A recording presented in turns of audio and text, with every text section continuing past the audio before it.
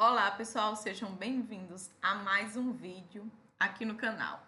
E no vídeo de hoje nós vamos falar sobre a Segunda República no Rio Grande do Norte, especificamente sobre os liberais, cafeístas, decaídos e comunistas em conflito pelo poder de 1930 a 1937, tá? Então, como eu sempre falo, a contextualização ela é muito importante, por isso que eu começo fazendo essa contextualização, especificamente no contexto nacional, ficou até redundante, contextualização, contexto, mas enfim, nesse aspecto, na perspectiva nacional, para a gente poder compreender do macro para o micro, entender o contexto geral para que a gente possa entender conceitos específicos. E é por isso que eu faço essa contextualização, quem não assistiu aos vídeos anteriores, eu venho fazendo a sequência do edital.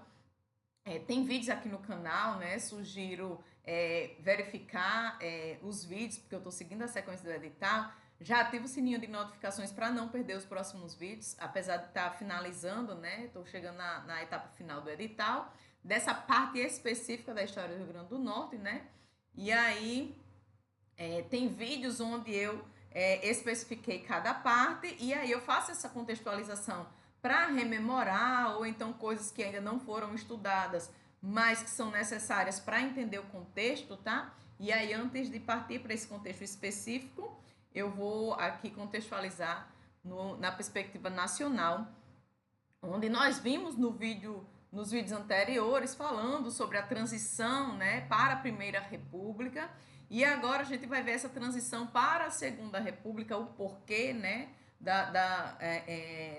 das motivações de revoltas, de conflitos, e aí a gente precisa entender o que é que aconteceu para entender as motivações, E a gente vê a crise na Primeira República, a chamada República Velha, marcada aí pela política do café com leite, onde as oligarquias de São Paulo com o café e Minas Gerais com leite, elas se revezavam na presidência, a chamada política do café com leite, onde o sistema era sustentado pelo coronelismo, clientelismo, voto de cabresto, com forte controle das elites rurais sobre a população.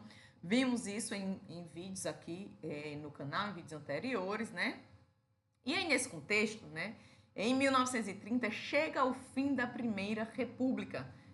O vídeo anterior fala especificamente sobre isso, Aí que estava baseado na política do café com leite, São Paulo e Minas Gerais no poder.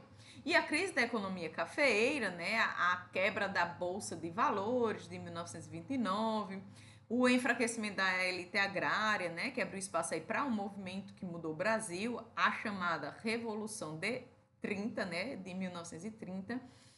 E aí, Getúlio Vargas assume o poder, inaugura-se a chamada Segunda República, também conhecida como período provisório, de 1930 a 1934, seguindo aí da Constituição de 1934 até 1937, quando Vargas instala a ditadura do Estado Novo, Eu não lembro se eu mencionei o motivo da crise econômica no vídeo anterior, não recordo agora se eu mencionei a quebra da Bolsa de Valores de Nova York em 1929,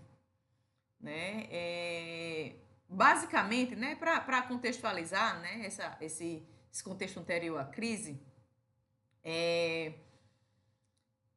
basicamente a questão da década de 20, ela ficou conhecida como os loucos anos 20, que foi aí principalmente nos Estados Unidos, um período de crescimento econômico muito acelerado, a industrialização, consumo em massa, crédito fácil, a expansão financeira, E aí teve o crescimento do mercado de ações, Muitas pessoas elas passaram a investir na bolsa de valores buscando lucro muito rápido, muitas vezes sem garantias, comprando ações aí a crédito com uma chamada especulação desenfreada, E aí, o que motivou a crise foi a superprodução industrial e agrícola.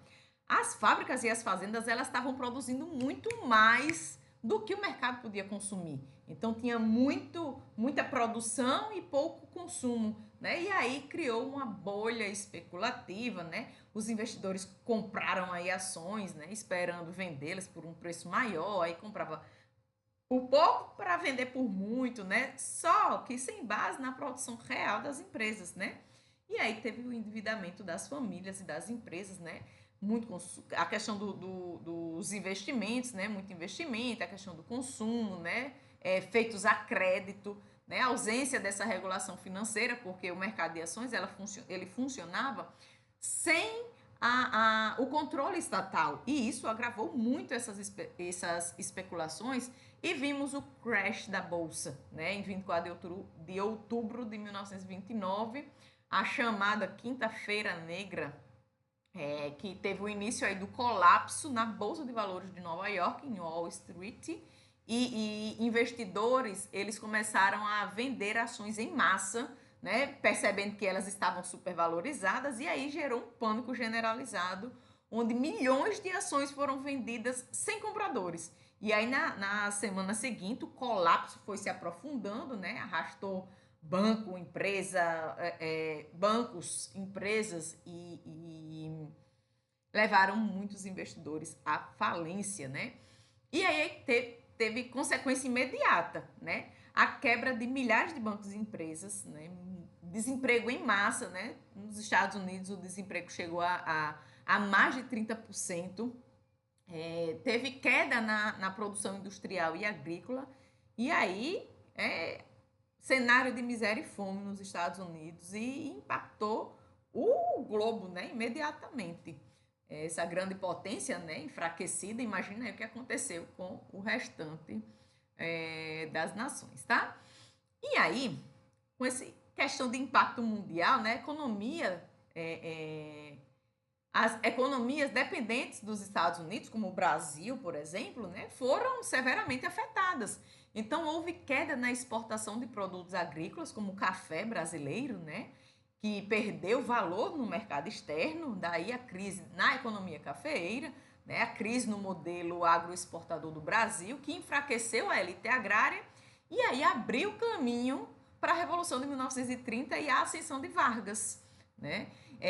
A gente vê aí essa crise, né, a partir da quebra da Bolsa de Nova York, uma crise mundial, 1920, e aí enfraqueceu a elite agrária, a insatisfação dos setores urbanos e militares, e vemos aí esses fatores que levaram à queda da Primeira República, tá? Inclusive, a crise na economia cafeeira, vale mencionar que a superprodução de café gerou a queda dos preços no mercado internacional, né? A quebra da Bolsa de Nova York impactou a economia agroexportadora, né?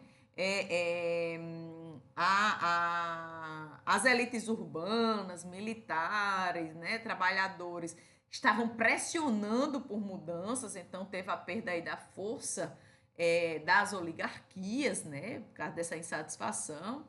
E o Rio Grande do Norte, nesse período, válido mencionar aí que vivia uma dependência econômica do algodão, da pecuária, né, das salinas, dominada pelos coronéis, né, locais. E aí o Rio Grande do Norte, com esse enfraquecimento da elite agrária, né, a gente vê essa questão de consequências, né? E aí, refletindo no Rio Grande do Norte, o modelo oligárquico, vale mencionar que ele era centrado em famílias poderosas, né? Os Medeiros, Pereiras, né? Dentre outros aí, que controlavam cargos, verbas, votos. E aí a crise nacional impactou diretamente o Rio Grande do Norte, fragilizando as oligarquias locais e aí abrindo brecha para a ascensão de outros grupos, tá? E aí a gente vê nesse contexto, né, a situação específica do Rio Grande do Norte, nesse contexto, né, de abrir brecha para outros grupos. E especificamente o Rio Grande do Norte, a queda das oligarquias desmontaram aí a República das Oligarquias, né, a República Oligárquica, né, de 1889 a 1930. E aí o Rio Grande do Norte, né, ele vivia sob o domínio da elite agrária local, centrada na atividade rural, com a pecuária, algodão e sal, e a oligarquia, ela dominava a política através dos coronéis, né, que controlavam o voto por meio do clientelismo, né, já falei sobre isso em vídeos anteriores, sobre o voto de cabresto, troca de favores. E aí a Revolução de 1930, ela desmantelou essa estrutura oligárquica, e aí tiveram alguns efeitos, né? O movimento, liderado por Getúlio Vargas, né, derrubou a política oligárquica e instaurou um governo provisório. E aí no Rio Grande do Norte houve uma destruição dos antigos governadores ligados às oligarquias, né? E a nomeação de interventores federais. E houveram aí as transformações na questão do Rio Grande do Norte, que com o fim do poder dos coronéis tradicionais, né, com a intervenção aí direta do governo federal, surgem disputas entre grupos que passaram a se reorganizar para ocupar o vácuo no poder. E aí a gente vê sempre essa questão da reorganização, né, para poder fazer essa transição de poder, e a gente vai vendo os conflitos nesse contexto, tá? E aí a gente entra aqui na ascensão de Getúlio Vargas, né, que ele assume o poder em 1930, né, centralizando o poder, reduzindo aí a autonomia dos estados, né, onde interventores eles passam a governar os estados em vez dos antigos representantes das oligarquias locais. E o impacto para o Rio Grande do Norte é que a elite rural foi enfraquecida, né? Grupos urbanos, setores médios começam a ganhar força, né? Um cenário de tensão se instala entre diferentes projetos de poder, né? Tem apoio aí ao fim do coronelismo tradicional, apoiado pelos militares, classe média e setores urbanos que estavam descontentes, né, com a questão oligárquica. E aí a gente adentra aqui na Segunda República, tá, brasileira, e aí a gente vai focando aqui também na questão do Rio Grande do Norte, né? A Segunda República, ela teve o período provisório, tá? Aí de 1930 a 1934, onde no contexto nacional, né, após a Revolução de 1930, Getúlio Vargas ele assumiu o poder como chefe do governo provisório, encerrando a Primeira República, tá? E aí, encerrando a Primeira República, entra na Segunda República. Esse período é caracterizado pela suspensão da Constituição de 1891 e pela extinção dos poderes legislativos estaduais e federais. Então, o governo ele passou a ser regido por atos, né, e decretos ali do poder executivo, com a forte centralização do poder nas mãos de Vargas. E aí, né, o impacto no Rio Grande do Norte é que a oligarquia local, representada por grupos como Pereira, Medeiros, Fernandes, dentre outros, né, a oligarquia local foi destituída do poder. E aí o governador Juvenal Lamartine, né, que foi o último representante da oligarquia antes da Revolução, ele foi deposto em 1930. Então, houve a nomeação de interventores, né, onde Vargas nomeou interventores federais, muitos vindos de fora do estado ou sem vínculo com as oligarquias tradicionais, né? E aí aqui a gente vê Irineu, né, Giofili, em 1930, né, o primeiro interventor após a Revolução, vindo lá da Paraíba. Vemos Mário Câmara, né, de 1931 a 1932, representando os setores militares, né? Rafael Fernandes, né, de 1932 a 1935, que era potiguar, ligado ali aos setores liberais, né, um dos primeiros interventores locais. E aí a gente vê essas questões das mudanças administrativas, né, com a dissolução das câmaras municipais e a Assembleia Legislativa. Tem vídeo falando sobre as câmaras. E aí as decisões elas passaram a ser tomadas diretamente pelo interventor nomeado. E aí reformas fiscais, administrativas, né, aconteceram, a reorganização dos impostos, a racionalização de máquina pública, o combate às práticas coronelistas, né? E aí é palco para conflito, né? Principalmente conflito político. Então a gente vê a formação de blocos, tá? A formação de dois blocos principais: os liberais e os oligarcas, né? Os liberais, né, que apoiam o governo provisório e a modernização, e os oligarcas, né, aí dos cafeístas e decaídos que tentam reocupar o espaço perdido. Então começa a ganhar força também em alguns movimentos de trabalhadores, né, comunistas, que vão se expressar fortemente nos anos seguintes, ok? E aí a gente precisa entender o cenário social e econômico, né? Porque a crise econômica mundial de 1929, ela atingiu o Rio Grande do Norte, principalmente o setor algodoeiro e salineiro, né? Então cresceu a questão das desigualdades sociais, de fome, de desemprego, né? E aí é terreno fértil para a mobilização de movimento popular.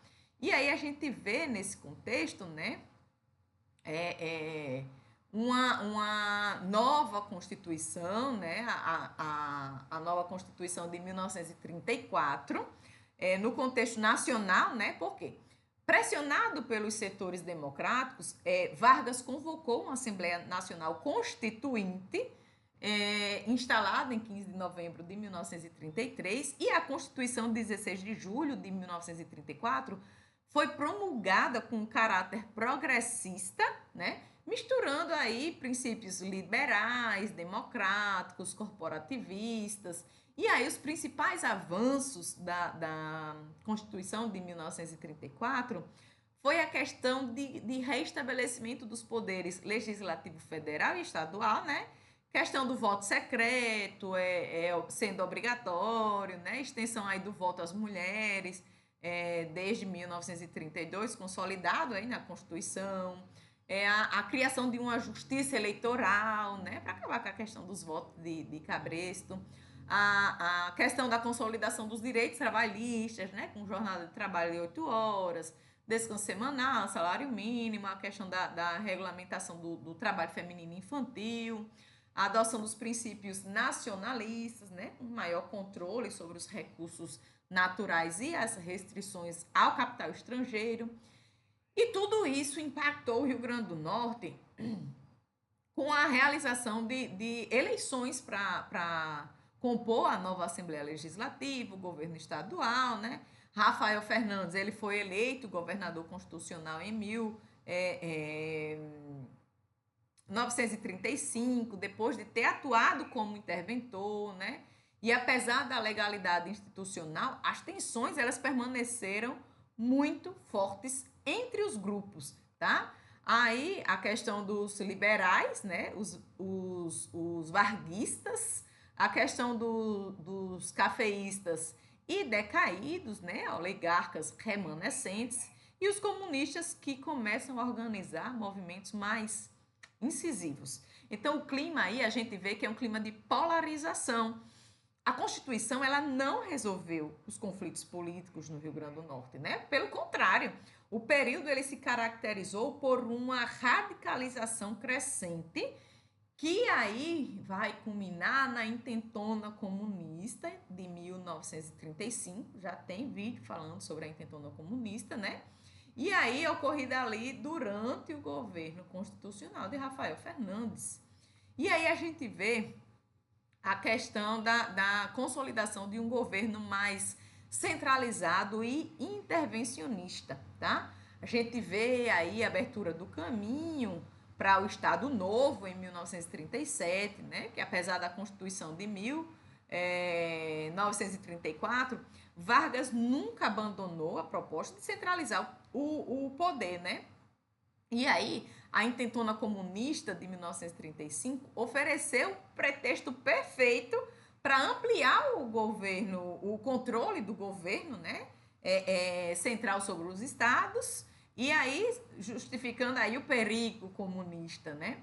Então, as medidas centralizadoras no Rio Grande do Norte, de 1935 a 37, estava aí no estado de sítio, né, decretado após a intentona, suspendendo garantias individuais, permitindo prisões arbitrárias, a questão da perseguição dos opositores políticos, principalmente dos comunistas, né, sindicalistas, militares que participaram do levante, a questão do aumento do poder dos interventores, né, mesmo Rafael Fernandes, que foi eleito, né, governava sob fortes limitações impostas pelo governo federal, e aí a criação e fortalecimento dos órgãos de segurança e repressão política, com o Departamento de Ordem Política e Social, o DOPS.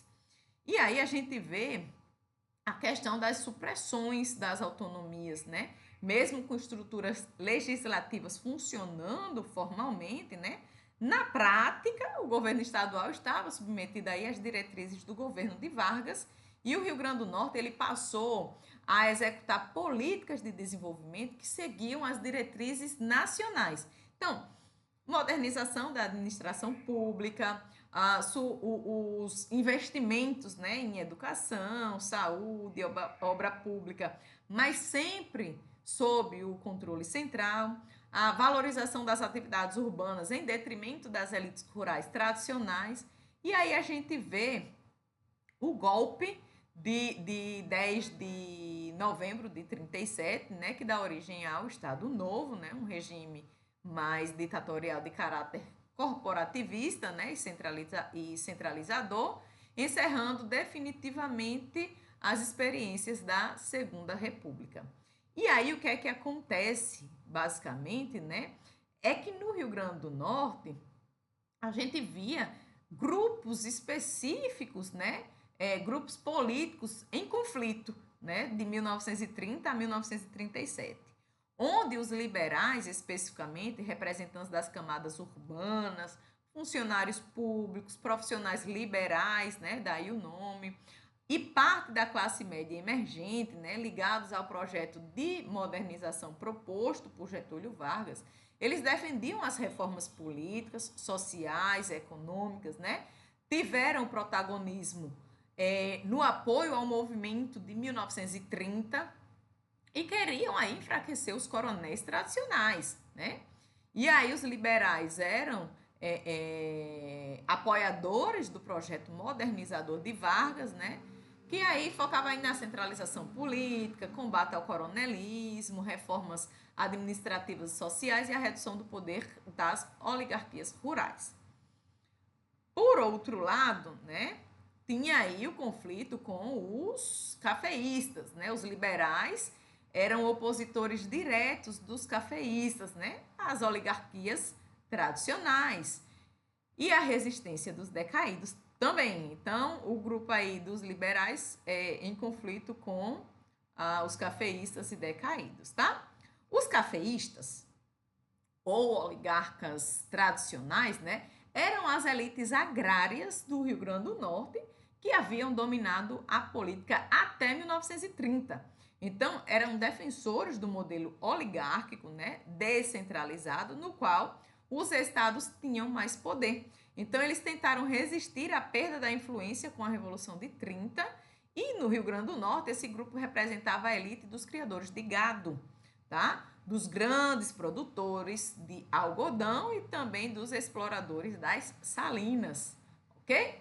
E aí, eles eram as velhas oligarquias do Rio Grande do Norte, né? Os grandes fazendeiros, e de modo geral aí, né, defendiam a manutenção do modelo descentralizado da Primeira República. Com relação aos decaídos, né, eles são os políticos que haviam pertencido às oligarquias, mas que com a Revolução de 1930 perderam parte ou todo o seu poder.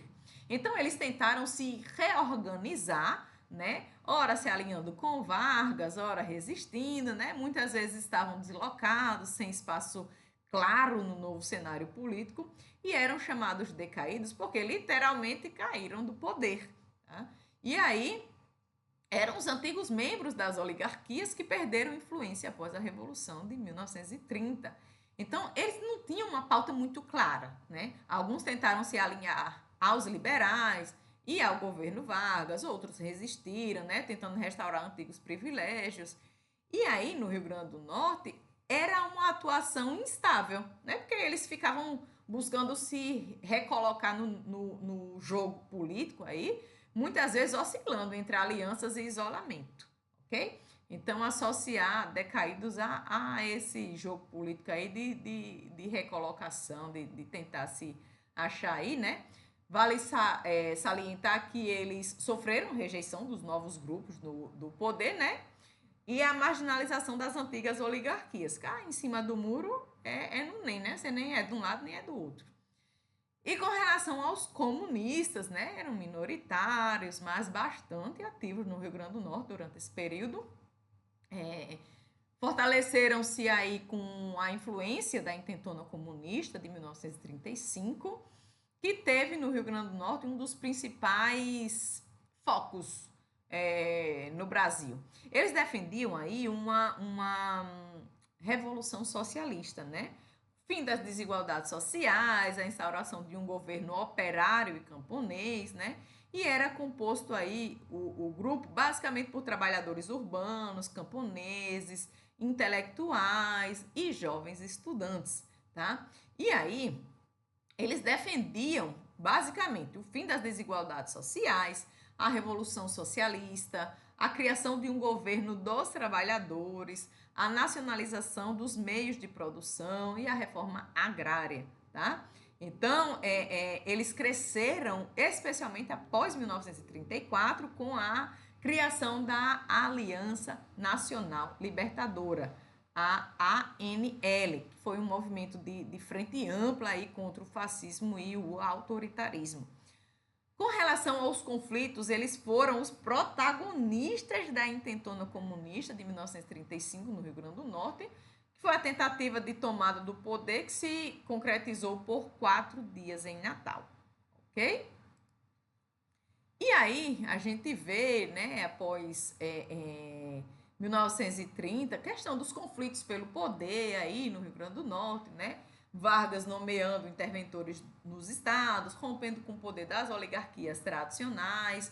A questão aqui no Rio Grande do Norte é a luta pelo controle do governo estadual, que se intensificou entre esses 4 grupos que eu mencionei anteriormente, né?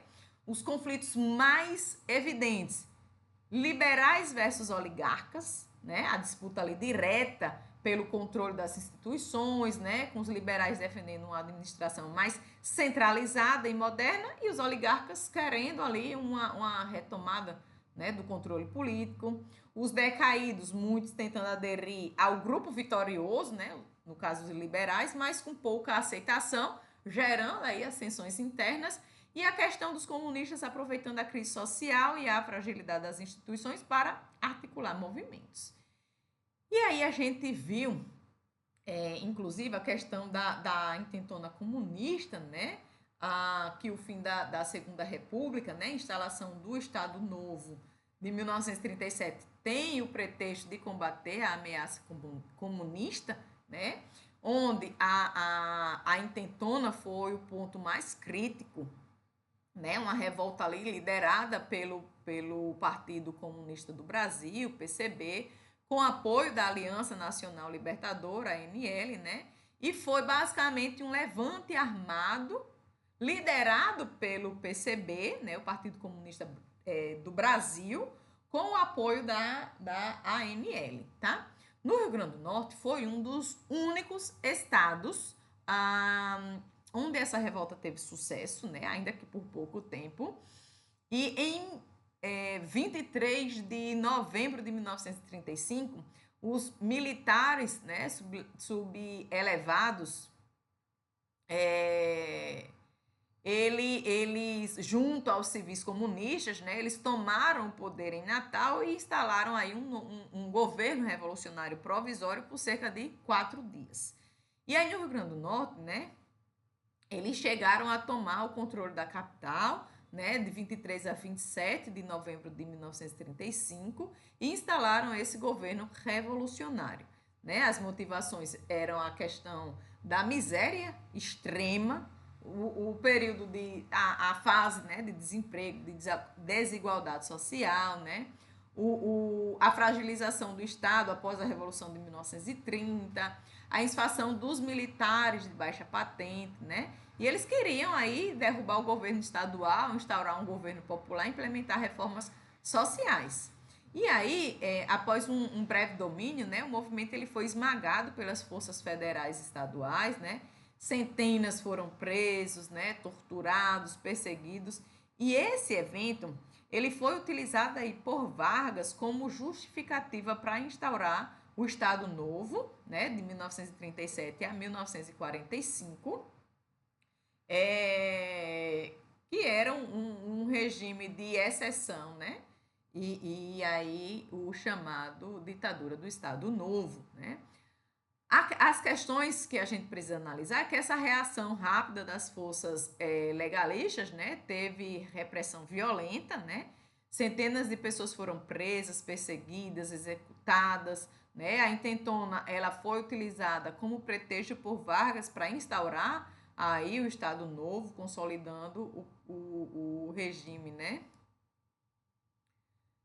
E aí a gente vê as principais características da política no Rio Grande do Norte, aí de 1930 a 37, com a centralização do poder nas mãos de interventores nomeados por Vargas, né? A centralização do poder nas mãos dos interventores federais, né? Pondo fim aí aos velhos coronéis, né? Mais o surgimento de uma nova elite ligada ao governo federal, né? Apesar aí do desmonte do coronelismo tradicional. Houve a questão do aumento, né, das tensões sociais, principalmente pela crise econômica, desemprego, má condição de vida, né? O conflito ideológico acentuado, especialmente após a intentona comunista, e a perseguição a comunistas, né, sindicalistas, opositores do governo ali, né? E a formação ali de uma nova elite urbana aliada ao governo Vargas, né, com crescimento de conflitos ideológicos, né, liberais, comunistas, oligarcas e decaídos disputando o poder, uma repressão severa, né, após a intentona comunista, com a perseguição desses opositores e a transformação econômica com o fortalecimento das cidades e o declínio relativo do poder rural. Então, basicamente é isso, tá? A gente vê, né, essas relações, né? É importante ter em mente que a banca, né, da IDECAM, ela adora contextualização histórica, né? A cobrança de interação local com o cenário nacional, por isso que eu trago essa, antes de falar da questão local, né? Contextualizar com o cenário nacional, porque esse é o perfil da banca, a gente precisa conhecer o perfil da banca, que a gente vai fazer a prova para a gente saber como analisar as questões, né? A banca ela foca muito na intentona comunista de 1935. Isso é questão aí, sempre tem questão da intentona comunista, tá? É um ponto importante, eu vejo muito nesse aspecto. Vou tentar fechar o edital para trazer questões para a gente debater aqui, articular, né? É importante focar aqui nesses grupos, tá? Decorem bem os 4 grupos: liberais, cafeístas, decaídos e comunistas, né? E suas características e disputas, tá? Vamos pensar aí: liberais, urbanos, classe média, modernizadores, alinhados com Vargas, né? Contra cafeístas e decaídos. Cafeístas, oligarcas tradicionais, elite agrária, tá? Contra liberais e comunistas. Decaídos, ex-oligarcas fora do poder. Tentam aí se recolocar, ora com liberais, ora isolados. E os comunistas, operários, camponeses, intelectuais, revolucionários, aí na intentona de 35 e relacionados à perseguição política, ok? Então é muito importante ter esse grupo político em conflito em mente, tá? A questão do período provisório, de 1930 a 34, né? Com o fim das oligarquias, nomeação de interventores, suspensão das constituições estaduais, centralização forte, né? Aí depois, em 1934, a nova Constituição, restabelecendo aí os parlamentos, né? Voto secreto, feminino, direito trabalhista, né? Com algumas tensões políticas crescentes. E a centralização de 1934 a 37, com o crescimento da repressão após a intentona, fortalecimento do governo central e caminho para o Estado Novo. É muito importante ter isso em mente, porque né, a gente tem que pensar o seguinte: o período da Segunda República no Rio Grande do Norte, de 30 a 37, foi marcado pela disputa entre esses grupos políticos, tá? Liberais, cafeístas, decaídos e comunistas. Então, é importante a gente refletir sobre as mudanças políticas nacionais após a Revolução de 1930, tá? Então, a queda das oligarquias abriu espaço para novos grupos, mas também gerou instabilidade e conflito, como a intentona comunista de 35. Então, a Constituição de 1934, ela trouxe avanço, porém, não conteve a centralização do poder e o fortalecimento dos interventores, tá? Então, esse ciclo, ele se encerra em 1937 com o Estado Novo, que se consolidou com base aí no autoritarismo e a centralização política no país e no Rio Grande do Norte, ok? Então, por hoje é só. Espero que tenham gostado, tenham compreendido. Qualquer dúvida, deixa aqui nos comentários, tá? Estou finalizando a parte do edital da história do Rio Grande do Norte e tentarei trazer algumas questões, né? Pela brevidade do edital, estou tentando correr, mas espero que esteja ficando claro, né? Ficando clara a compreensão. E espero que estejam gostando. Ative o sininho de notificações para não perder nenhum vídeo, né? Estamos pertinho de acabar. E por hoje é só. Então, até o próximo vídeo.